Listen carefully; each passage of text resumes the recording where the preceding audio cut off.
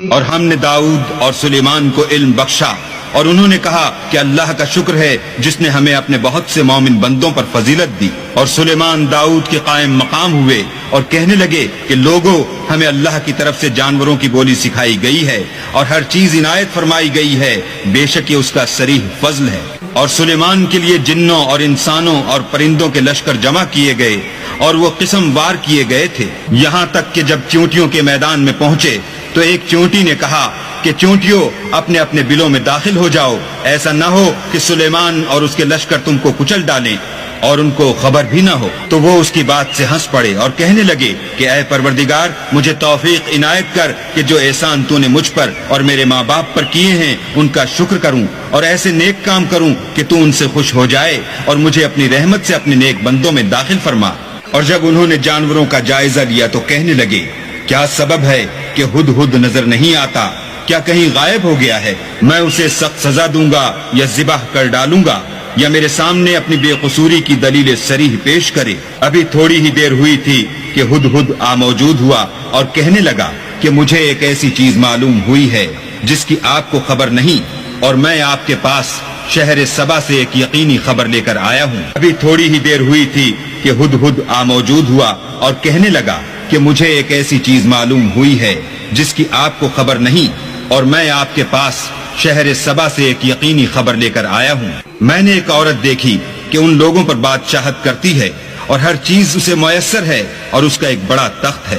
میں نے دیکھا کہ وہ اور اس کی قوم اللہ کو چھوڑ کر آفتاب کو سجدہ کرتے ہیں، اور شیطان نے ان کے اعمال انہیں آراستہ کر دکھائے ہیں اور ان کو رستے سے روک رکھا ہے، پس وہ رستے پر نہیں آتے اور نہیں سمجھتے کہ اللہ کو جو آسمانوں اور زمین میں چھپی ہوئی چیزوں کو ظاہر کر دیتا اور تمہارے پوشیدہ اور ظاہر اعمال کو جانتا ہے، کیوں سجدہ نہ کریں؟ اللہ کے سوا کوئی عبادت کے لائق نہیں، وہی عرش عظیم کا مالک ہے۔ سلیمان نے کہا اچھا، ہم دیکھیں گے تو نے سچ کہا ہے یا تو جھوٹا ہے۔ یہ میرا خط لے جا اور اسے ان کی طرف ڈال دے، پھر ان کے پاس سے پھر آ اور دیکھ کہ وہ کیا جواب دیتے ہیں۔ ملکہ نے کہا کہ دربار والو، میری طرف ایک نامہ گرامی ڈالا گیا ہے، وہ سلیمان کی طرف سے ہے، اور مضمون یہ ہے کہ شروع اللہ کا نام لے کر جو بڑا مہربان نہایت رحم والا ہے، بعد اس کے یہ کہ مجھ سے سرکشی نہ کرو اور مطیع و منقاد ہو کر میرے پاس چلے آؤ۔ خط سنا کر کہنے لگی کہ اے اہل دربار، میرے اس معاملے میں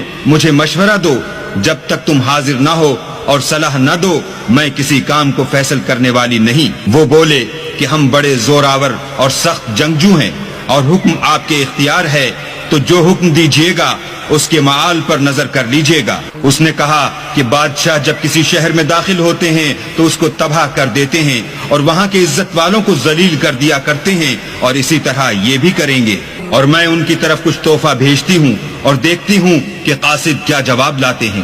جب قاصد سلیمان کے پاس پہنچا تو سلیمان نے کہا کیا تم مجھے مال سے مدد دینا چاہتے ہو؟ جو کچھ اللہ نے مجھے عطا فرمایا ہے وہ اس سے بہتر ہے جو تمہیں دیا ہے۔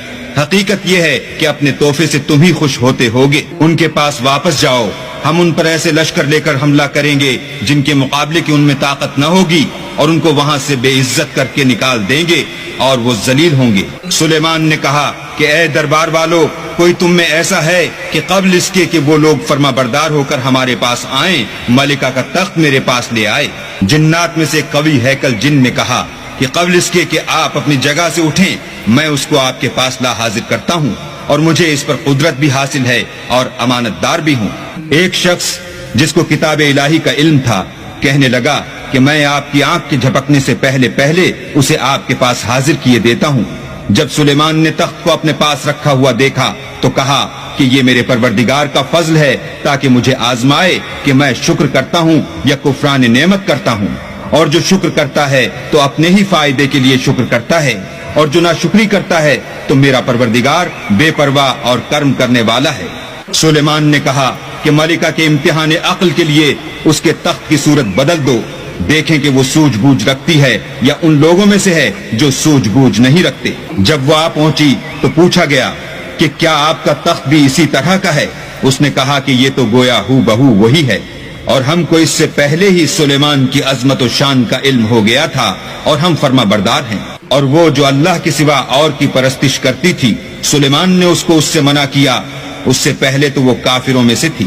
پھر اس سے کہا گیا کہ محل میں چلیے. جب اس نے اس کے فرش کو دیکھا تو اسے پانی کا حوض سمجھا اور کپڑا اٹھا کر اپنی پنڈلیاں کھول دی. سلیمان نے کہا یہ ایسا محل ہے جس کے نیچے بھی شیشے جڑے ہوئے ہیں.